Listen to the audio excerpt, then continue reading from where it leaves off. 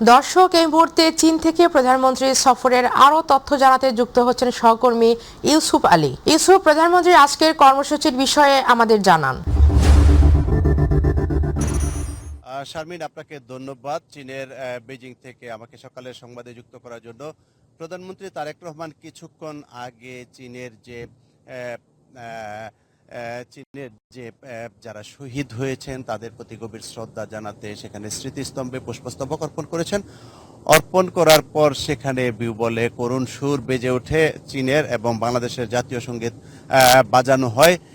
এরপর প্রধানমন্ত্রী তারেক রহমান তার যে নির্দিষ্ট কর্মসূচি আজকের পঞ্চম দিনের চীনের প্রেসিডেন্ট শি জিনপিং এর সঙ্গে বৈঠকে বসেছেন। কিছুক্ষণ আগে তিনি শি জিনপিং এর সঙ্গে বৈঠক শুরু করেছেন এবং সেখানে দুজনের মধ্যে আলাপ আলোচনা চলছে। শি জিনপিং এর সঙ্গে যে ৫ দিনের যে সফর ছিল চীন সরকারের আমন্ত্রণে প্রধানমন্ত্রী তারেক রহমানের, সেই পঞ্চম দিনে আজকে এসে চীনের প্রধানমন্ত্রী শি জিনপিং এর সঙ্গে আজকে বৈঠক অনুষ্ঠিত হচ্ছে। সেই বৈঠকে দুদেশের মধ্যে যে পারস্পরিক সম্পর্ক জোরদার, বন্ধুত্বপূর্ণ সম্পর্ক আরো উন্নত করা, ব্যবসা বাণিজ্য বৃদ্ধি এবং বিনিয়োগ বাড়ানো, এসব বিষয় নিয়ে আলোচনা হবে। এছাড়া ভূরাজনৈতিক এর যে বিষয়গুলো রয়েছে সেই বিষয়গুলো নিয়েও আলোচনা হতে পারে এবং ভারসাম্যপূর্ণ যে পররাষ্ট্রনীতি সেই পররাষ্ট্রনীতির বিষয় নিয়ে আলোচনা হবে, যাতে করে দুদেশের সম্পর্ক আরো জোরদার করা যায়।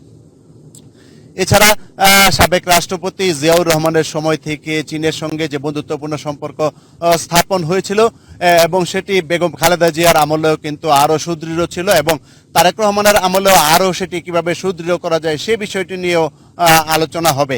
এছাড়া বাংলাদেশে চীনাদের যে বিনিয়োগ, সেই বিনিয়োগ নিয়ে আলোচনা হতে পারে। শারমিন, আপনি জানেন যে চীন বাংলাদেশে বিনিয়োগ করতে অত্যন্ত আগ্রহী, তবে দুদেশের স্বার্থ রক্ষা করে তারা সেই বিনিয়োগের বিষয়ে হয়তো একমত হবেন। কিছুক্ষণ পরেই প্রধানমন্ত্রীর প্রেস উইং এর পক্ষ থেকে একটি সংবাদ সম্মেলন করা হবে। সেই সংবাদ সম্মেলনে আমরা আসলে বিস্তারিত জানতে পারবো যে শি জিনপিং এবং তারেক রহমানের মধ্যে কি আলোচনা হয়েছে এবং সেই আলোচনায় কি কি বিষয়ে সিদ্ধান্ত হয়েছে। তবে তাদের মধ্যে কি আলোচনা হয়েছে সেই বিষয়গুলো জানতে হলে আমাদেরকে আরো কিছু সময় অপেক্ষা করতে হবে, যতক্ষণ পর্যন্ত সংবাদ সম্মেলন না হয়। সংবাদ সম্মেলনে আমাদের বিস্তারিত তুলে ধরলে আমরা আবার চেষ্টা করব যে শি জিনপিং এবং তারেক রহমানের মধ্যে কি কি আলোচনা হয়েছে এবং তারা কোন কোন বিষয়ে একমত হয়েছেন এবং বাংলাদেশ ও চীনের মধ্যে যে বন্ধুত্বপূর্ণ সম্পর্ক সেই সম্পর্ক জোরদার এবং দুদেশের মধ্যে যে বিনিয়োগ এবং সম্পর্ক সেগুলো নিয়ে আলোচনা কি বলবে সেটি আমরা বিস্তারিত জানার চেষ্টা করব। আপনি জানেন যে এখানে নির্দিষ্ট টাইম অনুযায়ী অনুষ্ঠান করতে হয়, এই জন্য আমরা প্রধানমন্ত্রীর গাড়ি বহরে ছিলাম।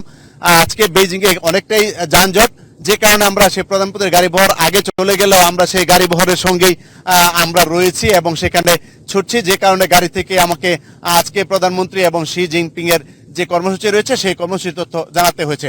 শারমিন, আপাতত বেজিং থেকে এই ছিল প্রধানমন্ত্রী তারেক রহমান এবং শি জিনপিং সম্পর্কে বিস্তারিত তথ্য। শারমিন।